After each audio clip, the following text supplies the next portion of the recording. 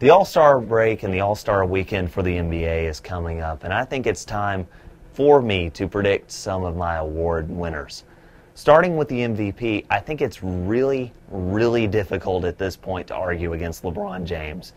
Other than Kevin Durant, Kobe Bryant, Carmelo Anthony, Chris Paul, and an outside looking in James Harden, there's really not a field for this award. Plus, LeBron is so versatile. He can play offensively, as is noted by his nearly 20 points a game, his 8 rebounds a game, his multiple assists a game. But he also plays on the defensive end. He's one of the best defenders in the league, and it's hard to talk about that or really notice it because he's so good and so versatile in so many other areas of the game. The Rookie of the Year, as not close as the MVP race is, the Rookie of the Year race is even further distance between who I think the winner is and the rest of the pack. Damian Lillard is going to run away with this award. He shoots 43% from the field, 36% from 3, 85% from the free throw line. He averages 18 points a game. Barring any injury or post-mid-season fallout, I really don't see any reason why he wins this one, and I really don't see it being anywhere close. Unlike the Rookie of the Year, the Coach of the Year award is a lot closer. This award, to me, has to go with Tom Thibodeau, Chicago Bulls, and here's why. Derrick Rose has yet to see the court this year, and he is one of the most dynamic and best point guards in the country. He's one of the best players in the NBA. And he has yet to see the court. This team is winning about 60% of their games. Their starting point guard is Kirk Hinrich. Their starting shooting guard, Richard Hamilton. Then it's Luol Deng, Carlos Boozer, and Joakim Noah. It's not a bad team per se, but it's missing star power, and yet they're still winning games. Anytime a star like Derrick Rose goes down with an injury like he did in last year's playoffs with a torn ACL, you have to adjust everything as a coach. You have to adjust your depth chart. You have to adjust your game plan. You have to get guys to play with each other. You have to adjust the team's chemistry. And he did all those things, and they're still winning at a high rate. On we go now to the Most Improved Player award, and this guy goes to a homeboy. Granted, he's playing in Los Angeles, but he came from the University of Kentucky. Most of the time, this award goes to a guy who had a down-and-out year, maybe because of injury or something like that, and then rebounds the following year with just a phenomenal season. This player wasn't really given the opportunity to play at all a year ago. But with an injury to Chris Paul, he stepped in beautifully. And he has improved dramatically from a year ago. Listen to these stats. His minutes per game have doubled. His field goal percentage has gone up 6%. He's gone from a 20% shooter from 3 to 40%. His free throw percentage has gone from 64 to 81. I don't really need to go on here. This guy is really improved. Eric Bledsoe has launched himself from a bench warmer, maybe 10 minutes a game point guard, to potentially being talked in a monumental trade deal, maybe by the trade deadline, probably by the end of this season, into the offseason. That is a huge step, and that's why he is my Most Improved Player of the Year. The Defensive Player of the Year award probably goes to one of the most unknown guys in the NBA. And I say unknown because until I looked at his player profile 3 days ago, I had not even heard of the guy. There's absolutely nothing flashy about the way he plays, and there's nothing flashy about the team that he plays on. He plays on the Milwaukee Bucks. Boring!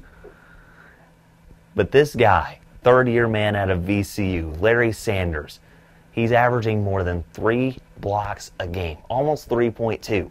He leads the league in that department, and that's why he gets my Defender of the Year.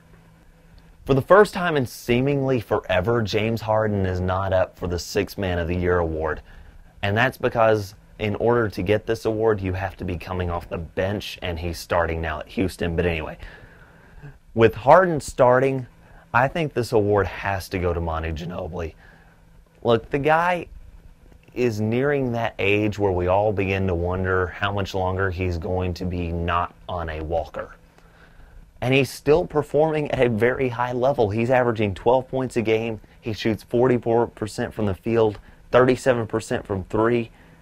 And he changes the game for the better of his team every single time that he's out there. He can pass the ball. He's got 4.5 assists a game.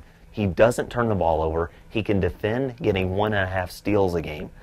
Being able to do all of those things at any age is awesome. Being able to do it at 35, absolutely incredible. 6 Man of the Year, absolutely no question about it.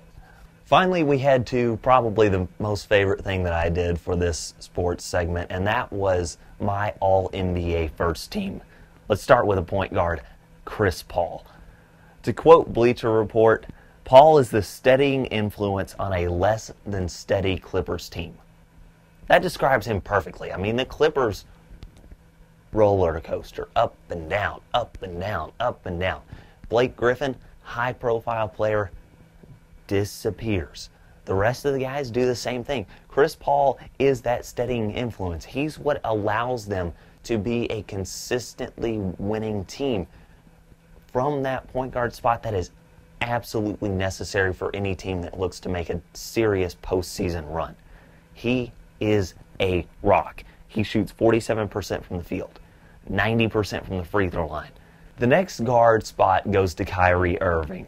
This pick may come as a surprise primarily because I think a lot of people will just assume that Kobe Bryant would be in this spot. But here's why I have to go with Irving. In 35 minutes a game, he puts up 24 points a game. That is a huge efficiency number. His other starters on his team, Dion Waters, Alonzo G, Tristan Thompson, and Tyler Zeller. Basically, the guy has absolutely no supporting cast. He's getting the brunt of every other team's defense, and he's still performing at a high level. That's definitely All-NBA first-team material to me.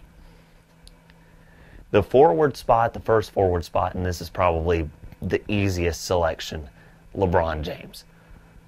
As I mentioned with the MVP stuff, he is having an incredible year. He leads the team in points, rebounds, and assists. That is incredible, especially considering the guys that he plays with. I mean, what can't he do?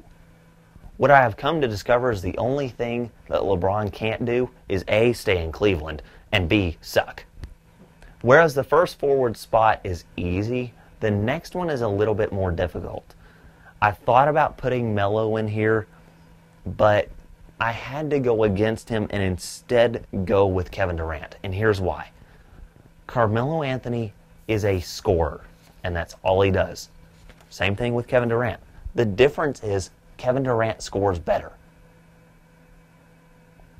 He leads Melo in points per game by about a half point a game, and he shoots a lot less shots. Kevin Durant has always been efficient on the offensive end, whereas Carmelo Anthony, much like the Los Angeles Clippers, is a consistent roller coaster ride of inconsistency.